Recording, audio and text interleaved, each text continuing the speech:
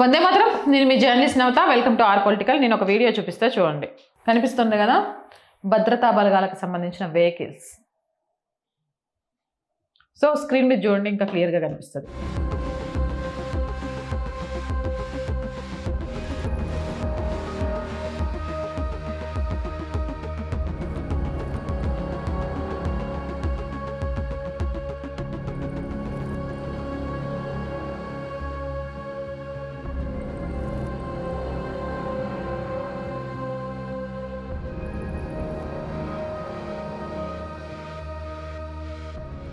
చూసారుగా, ఎవరో అన్నారు పశ్చిమ బెంగాల్ అంటే ఉత్తరప్రదేశ్ కాదు అని. అంటే దీని అంతరార్థం ఏంటి? ఇక్కడ హిందువులు ప్రశాంతంగా తమ ఓటు హక్కును వినియోగించుకోలేరు అని. వారి సమాచారం కోసం చెప్తున్నా, సిఆర్పిఎఫ్కి చెందిన సాయుధ వాహనాలు ఇప్పుడు బెంగాల్కి చేరుకున్నాయి. బెంగాల్లోని హిందువులు ఇదంతటిని తమ ఇండ్ల నుంచే మీడియా ద్వారా వీక్షిస్తున్నారు. ఏదైనా అశాంతి చెలరేగితే ఎటువంటి చర్యలు తీసుకోవాలి, అలాగే సైన్యాన్ని ఎలా పిలిపించాలి అనే విషయాన్ని వారు నిశితంగా గమనిస్తున్నారు.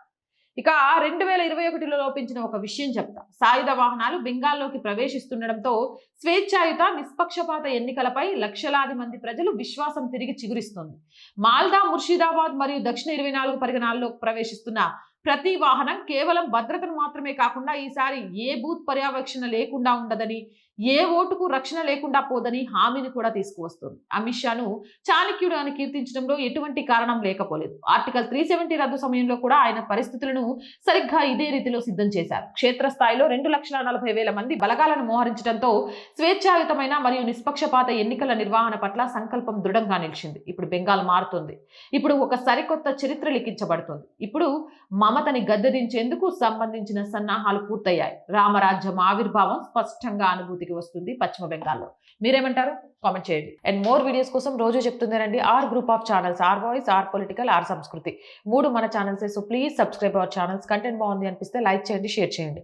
ఆర్థికంగా ఆర్ వాయిస్కి మీ చేయుత చాలా చాలా అవసరం. ఈ మంత్ శాలరీస్ కానీ, రెంట్ పర్పస్ కానీ, కరెంట్ బిల్ కోసం కానీ. సో ప్లీజ్ సపోర్ట్ చేయండి. ఆర్థికంగా చేయాలి అంటే సబ్స్క్రిప్షన్ పక్కనే జాయిన్ అనే బటన్ ఉంది.